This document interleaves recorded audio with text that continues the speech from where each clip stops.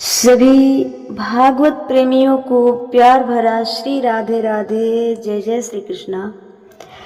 आप सभी पर भगवान की कृपा हमेशा बनी रहे, इन्हीं शुभकामनाओं के साथ मैं कथा में आगे बढ़ूंगी।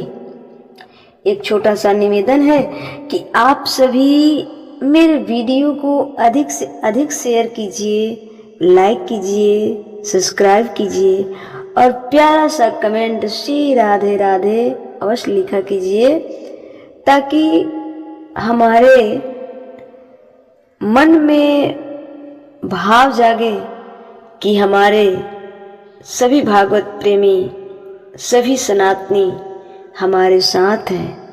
ठीक है, तो सुनिएगा ध्यान से। वासुदेव परावेदा, वासुदेव परामखा, वासुदेव परायुगा, वासुदेव प्राह क्रिया। वासुदेव परावेदा, वासुदेव परामखा, वासुदेव परायोगा, वासुदेव पराह क्रिया। वेदों का तात्पर्य क्या है?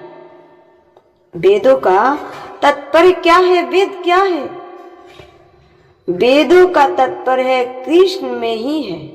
वेदों का तात्पर्य कृष्ण में ही है। जितने वेद है, जितने शास्त्र है, कृष्ण ही है। कृष्ण में ही है सब, कृष्ण से ही सब है। यज्ञों के उद्देश्य क्या है?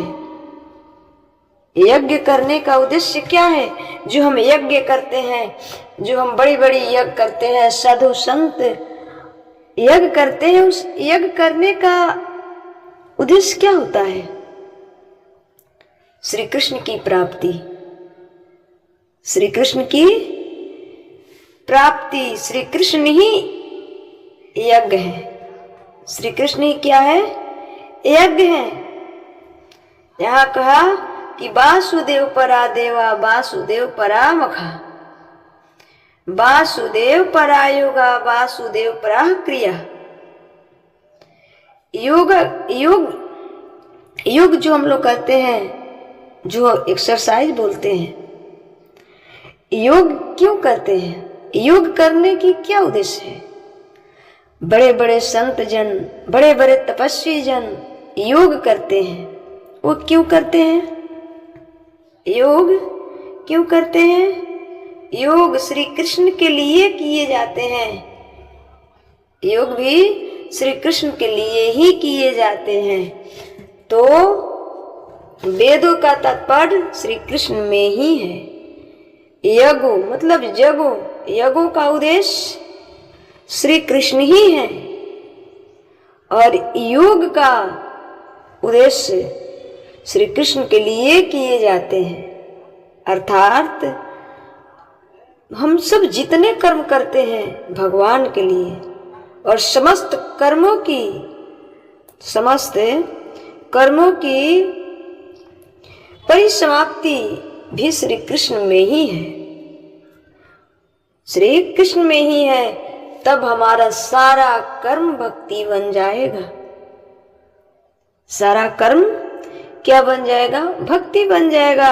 जब ये भाव मन में उत्पन्न हो जाएगा, तब वासुदेव परम ज्ञानम, वासुदेव परम तपः, वासुदेव परो धर्मो, वासुदेव परागतिः। वासुदेव परम ज्ञानम,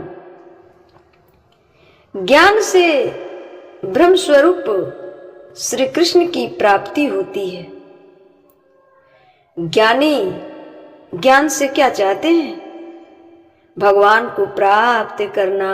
परंतु ज्ञान से जितना जल्दी भगवान प्राप्त नहीं हो सकते, उससे कहीं अधिक जल्दी भक्ति से भगवान प्राप्त किए जा सकते हैं। क्योंकि ज्ञानी अहंकारी हो सकता है, पर भक्त अहंकारी नहीं, सरल होते हैं। ज्ञानी को यदि अहंकार आ गया तो नष्ट हो सकता है, क्योंकि ज्ञानी भगवान को पकड़ना चाहता है और भक्त को भगवान पकड़ते हैं। इसलिए ज्ञान से भी ब्रह्म स्वरूप श्री कृष्ण ही प्राप्त होते हैं। तपस्या श्री कृष्ण की प्रसन्नता के लिए की जाती है। तपस्या भगवान की प्रसन्नता के लिए की जाती है। बड़े बड़े संत जन, बड़े बड़े मुनि जन, बड़े बड़े तपस्वी जन सब कुछ त्याग कर किसी गुफा में, किसी जंगल में, किसी वन में बैठकर जो तपस्या करते हैं, वो किसके लिए करते हैं, काहे लिए करते हैं? सिर्फ और सिर्फ भगवान के लिए। तपस्या भी भगवान की प्रसन्नता के लिए की जाती है, ताकि भगवान प्रसन्न हो जाएं और हमें दर्शन दे दें, हमारी मुक्ति हो जाए।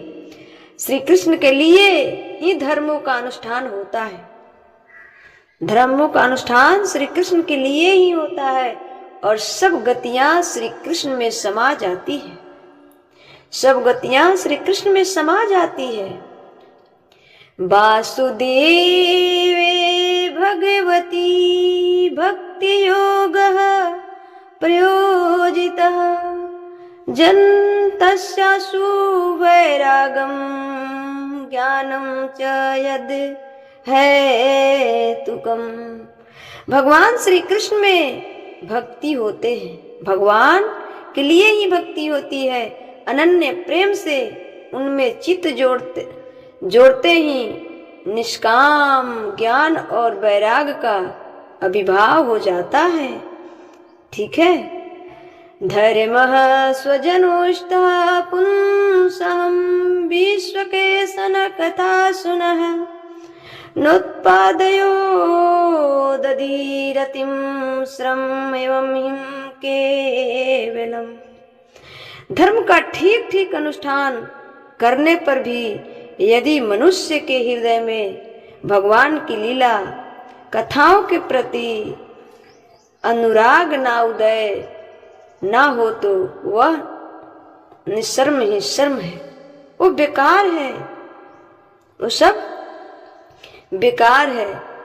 धर्म पे चलते हुए भगवान के कथाओं से प्रेम जब हो जाए, भगवान के लीलाओं से प्रेम हो जाए, तब वह धर्म सही है।